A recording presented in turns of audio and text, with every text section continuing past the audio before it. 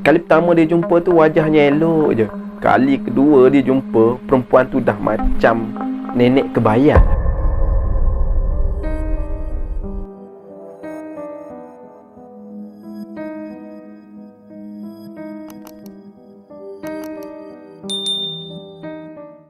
Bismillahirrahmanirrahim.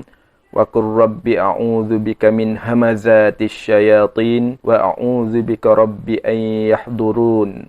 Artinya, wahai Tuhanku, aku berlindung kepadamu dari hasutan syaitan-syaitan, dan aku berlindung kepadamu, wahai Tuhanku, supaya syaitan-syaitan itu tidak menghampiriku. Bismillahirrahmanirrahim. Assalamualaikum warahmatullahi wabarakatuh dan salam sejahtera. Selamat kembali lagi ke channel SH Studio. Terima kasih kerana anda sudi hadir ke channel ini. Apa khabar sahabat-sahabat semua? Saya doakan semoga sahabat-sahabat semua sentiasa gembira di sisi keluarga, dimurahkan rezeki serta dipermudahkan segala urusan. Amin, amin ya rabbal alamin. Baik, untuk cerita kali ini saya akan bercerita tentang hantu pizza. Ceritanya bermula begini. Ada seorang lelaki yang bernama Amri. Dia bekerja sebagai penghantar pizza. Dia ni seorang yang rajin, selalu bertukar shift lah. Kadang waktu siang, kadang-kadang dia ambil shift malam. Kalau ada perlu gantikan orang, dialah orang yang pertama yang akan sanggup menggantikan tempat orang tu. Pada suatu malam, masa tu tak ada tempahan lah.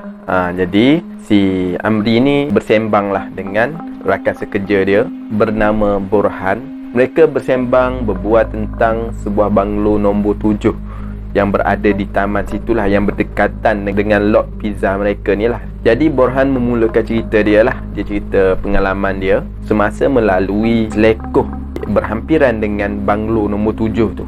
Pada masa tu hujan renyai-renyai. Borhan ni dia nak menghantar pizza kepada pelanggan dia.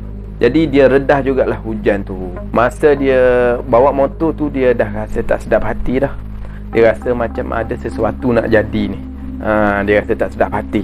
Dia redah hujan tu sampai di selekoh yang dikatakan berdekatan dengan rumah nombor 7 tu, rumah banglo. Tiba-tiba dia ditahan oleh seorang wanita. Wanita tu tahan dia. Jadi dia berhentilah motor. Dia berhenti motor, dia tanyalah kenapa tahan. Jadi wanita tu cakap apa? Dia cakap motor dia pancit. Jadi dia nak minta tolong si Borhan lah. Tetapi Borhan kata dia tak nampak pun ada motor dekat situ.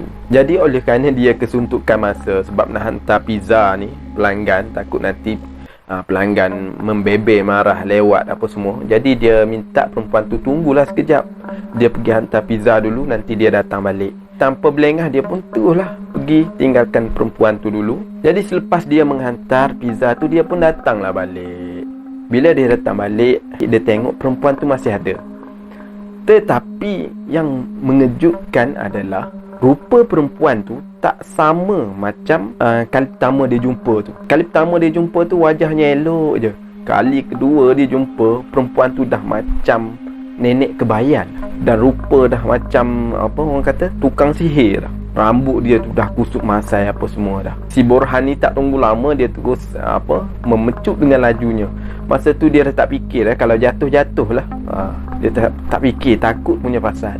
Dia terus tinggalkan perempuan tu. Masa tu Amri yang sedang mendengar cerita Borhan ni, dia ketawa lah. Dia kata, padan muka kau Borhan. Kejadian tu memanglah berlaku dekat dengan rumah banglo nombor 7 tu. Tetapi dia apa kaitan rumah banglo nombor 7 dengan wanita tu? Benda ni jadi misteri lah. Memang tak dapat dirungkai. Seingat Amri, dia pun pernah pergi hantar pizza di rumah banglo tu, tetapi dia tidak pernah bertemu ataupun terserempak dengan perkara-perkara yang menyeramkan macam tu lah. Tapi yang pasti dia kata awet di dalam rumah tu memang cantik. Itu je yang dia tahu. Sedang mereka asyik bersembang, tiba-tiba nama Amri dipanggil. Rupa-rupanya supervisor yang memanggil Amri ni supaya menghantar tempahan pizza. Jadi Amri pun bingkas bangun, dia pergi ambil pizza tu yang dipesan oleh pelanggan untuk dihantar ke rumah pelanggan lah. Dia kata ada juga tempahan pizza waktu-waktu awal pagi macam ni. Mereka ni tak tidur ke sebenarnya? Jadi supervisor tu pun jawab lah, biasalah, orang kerja lewat malam, biasanya perut dia pun lapar. Macam kita juga kerja lewat malam, supervisor tu pun sambil-sambil menasihati Amri. Dia kata hati-hati sebab tengok langit kat luar tu macam nak hujan. Jadi hati-hatilah bawa motor, jangan lupa bawa baju hujan. Jadi Amri pun start motor, dia pun terus pergi. Masa dia nak pergi tu, hujan dah mula turun dah. Makin lama makin lebat, makin lama makin lebat. Jadi Amri terpaksa bawa motor dia tu dalam keadaan perlahan. Dia kata asalkan sampai sudahlah. Tiba-tiba sampai di sebuah selekoh yang dekat dengan rumah banglo tu, tiba-tiba motor Amri ni hilang kawalan dan dia terus terbabas ke tepi jalan. Masa dia jatuh tu, dia tengok tangan dia luka.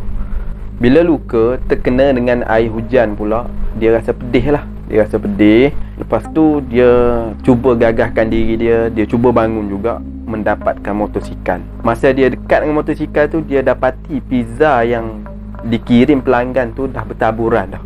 Jadi dia kata sah-sah aku kena ganti balik ni, kena balik semula ke kedai untuk mendapatkan pizza yang baru.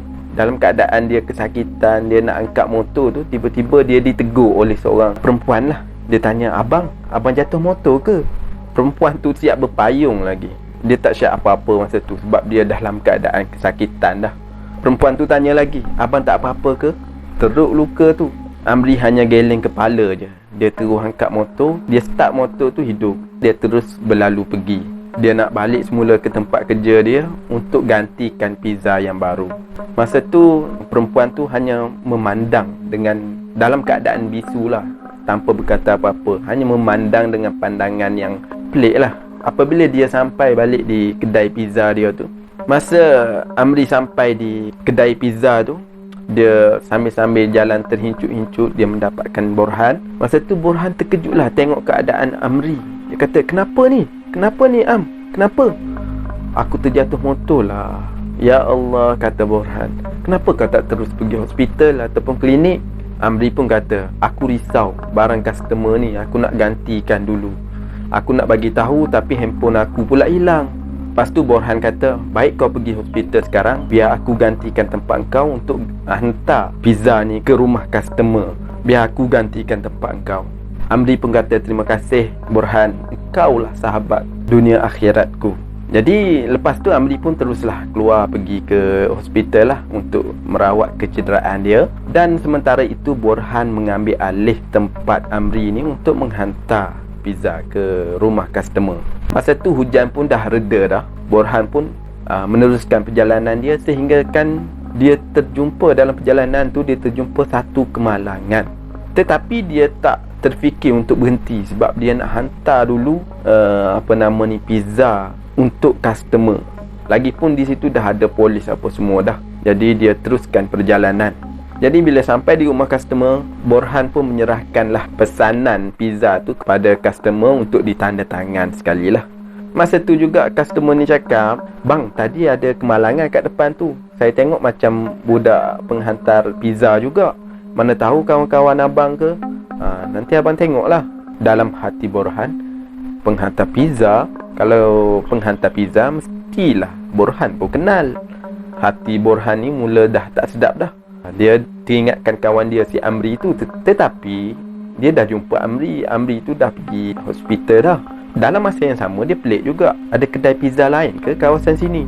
Jadi Borhan pun baliklah, dan dia singgah balik di kawasan dekat kemalangan tadi untuk memastikan apa yang pelanggan dia sebut tadi tu adalah benar. Sebaik saja dia berhenti kat situ, seorang pegawai polis ni mendapatkan si Borhan. Dek, mangsa kemalangan ni sebenarnya dah meninggal. Mungkin kamu kenal mangsa ni. Sebab apa? Sebab dia kerja sama dengan kamu, sebab pakaian sama dengan kamu. Anggota polis tu pun menunjukkan sekeping IC kepada Borhan. Masa tu Borhan pun membeleklah IC tu dan membaca nama yang tertera di IC tersebut adalah Amri. Masa tu Borhan dah rasa sebab dah dalam dada dia. Dia macam percaya tak percaya. Rupa-rupanya Amri dah meninggal dalam kemalangan tersebut. Tetapi dalam masa yang sama, dia masih tertanya-tanya, siapa sebenarnya yang jumpa dia di kedai pizza tadi. Jadi cerita ni tamat di sini. Dia jadi tanda tanya. Okey, terima kasih kerana anda sudi menonton video ini sehingga tamat. Saya mohon maaf jika ada salah silap. sepanjang penceritaan saya pada kali ini. Kita jumpa lagi di lain waktu. Assalamualaikum warahmatullahi taala wabarakatuh.